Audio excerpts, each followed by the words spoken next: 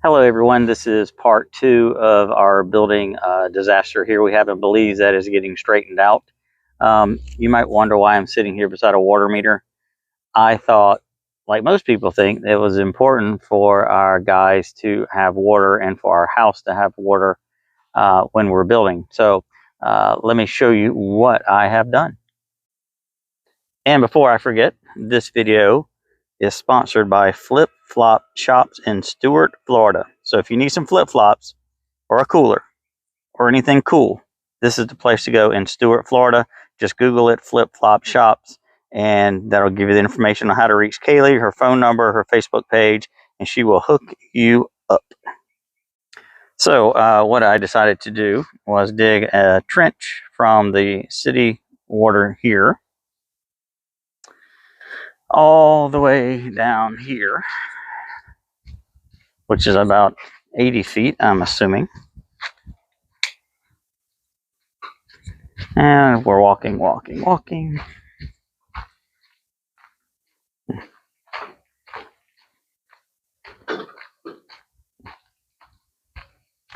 So then I plumbed in the water line to the house. I also installed a spigot because there was none here. So nobody seems to know what the plan was for running the plumbing in this house. So instead of having multiple pipes just running all over the place, we devised a system where all the sinks and all the toilets drop down into this 3-inch line. And yes, it does have enough slope for the water to flow properly, even though every single pipe coming out of the house was dead level. So we had to correct that. And then it flows here into the septic tank. One of the biggest problems we established, or we came in contact with, was this hole right here to the right had a pipe sticking out of it. Well, as you can tell, it was about 10 inches to the right of where it was supposed to be, and it was also coming out at about a 35-degree angle. So I don't know how a shower is supposed to drain with a pipe that is 10 inches away and going sideways and up instead of out and down. So that problem has been corrected. So as we wander here, this is our septic tank. Believe it or not, when they built this, they left the wooden forms inside the tank. They also left all the plastic inside the tank as well. So we had to get Mr. Anselmo to climb down in there, remove countless amount of wood and plastic so it will function properly. He put in the baffles, and it looks like we're up and running. So we weren't sure what exactly we were going to do here with the little house. All we were left with 35 days ago before I took over this project was one pipe sticking out of the bottom. So we have devised this system here, and we have 3-inch clamps on the pipe. We have a piece of threaded rod going down into a concrete pad, and we have multiple supports. We have a system we can flush it out if we ever need to. So what the plan is now is we're going to put in some dirt. We're going to backfill this, and then we're going to put a nice wooden deck out here. We're going to extend the deck up to here where the pool plumbing is. So this way my wife can have a little spot where she can plant her plants and play with the dirt and do her flower pots and whatever kind of thing she enjoys doing. So we hooked up the hot and the cold water lines. We hooked up the drain for the sink. These hot and cold water lines will eventually go upstairs to the bar sink. So we're still trying to sort out the pool plumbing. It's a mess, is just all I can say. So this is the plumbing for the pool. And all this will be covered in a wooden deck at some point in time. We installed a tankless hot water heater, which is what I was asking for since the beginning. And the other individuals did not want to install that. So we have kind of a mess here. For some reason, somebody liked drilling holes in my floor with pipes that went to nowhere. So we have filled in a lot of those. As we walk into the utility room, we have run hot and cold water that will go out and down and around and go out of the side of the wall, so we can have water over there. The cistern here was leaking, so we had to tighten up both the nut at the bottom and the nut at the very top. We had several leaks in this area of the house. We had to rerun all this plumbing up here.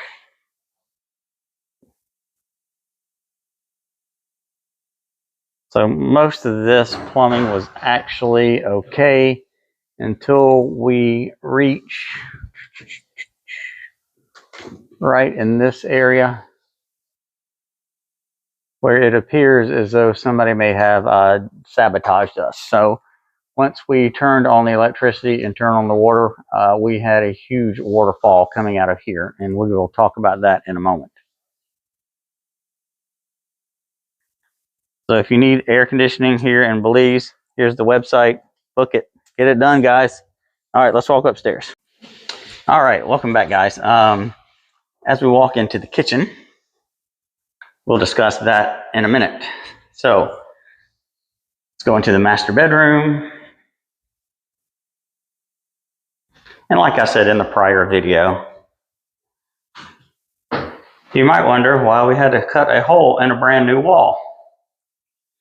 Well, the cold water intake for the master bathroom shower is behind here. And it appears as though somebody, and I can only assume it was intentional, drove 2 screws into the cold water intake. The screws are about 2.5 inches long, and they countersunk them into a piece of wood so deep that when they put the sheetrock on, you could never see the screws. So this was the source of the big waterfall downstairs, and this was our main leak.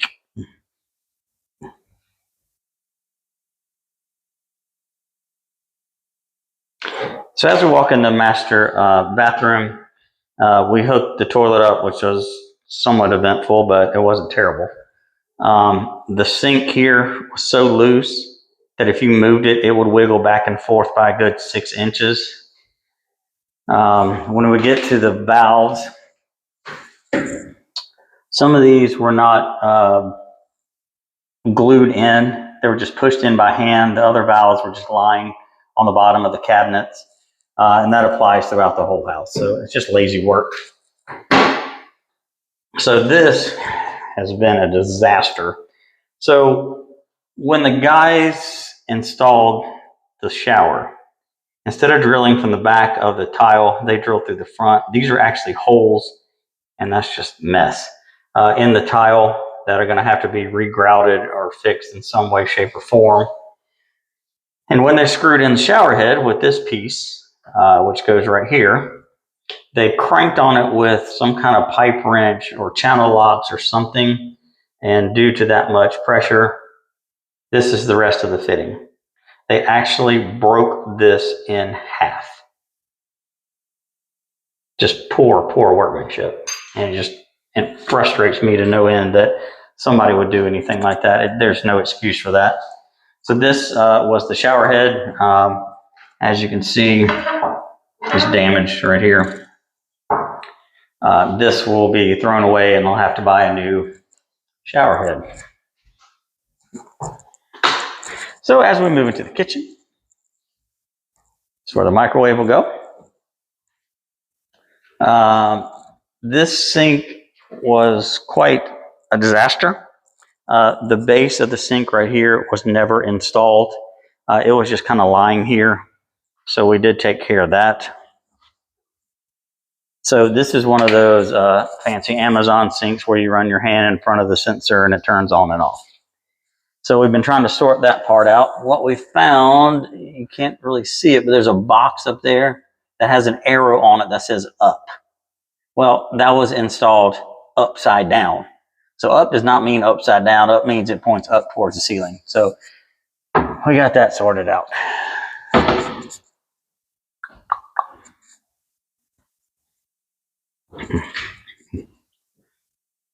So you may be wondering, why did we have to cut a hole in the wall here? Well, that's because neither one of these fittings had any Teflon tape on them at all, or no glue, no nothing, and they were leaking like crazy. So, like I said, somebody likes to drill holes in my floor for absolutely no reason. There's one for no reason. There's another one, and there's quite a few others. We had another leak right here. It was coming from here and running straight down the wall, and we were trying to figure out why this was leaking so badly. Come to find out, it was coming from the guest bathroom shower on the other side of this wall. They either didn't put any kind of grout or any kind of silicone or nothing on there to seal it, but we did find that. This is where the hot water heater was going to go. I didn't see the point in heating 40 gallons of hot water heater 24 hours a day. So that's why we put in the tankless hot water heater. And this actually is going to work out great because our washer and dryer will be here, utility sink here, and this will become a linen closet, which is great. I mean, that worked out perfectly. Fortunately, there is no plumbing in here, that they screwed up. A couple pedestal sinks in here, and I'll explain that in a minute, but they're not staying here, so don't think that's the case. So let's turn on some lights. So yes, the leak, I believe, was coming from either the bottom or somewhere around these shelves. I haven't exactly identified exactly where it was coming from, but it's not leaking anymore, so that's been fixed. I'm not going to waste my time on that. So we have the toilet hooked up properly. This was the hose that they had used to screw in the toilet. It was kinked like that.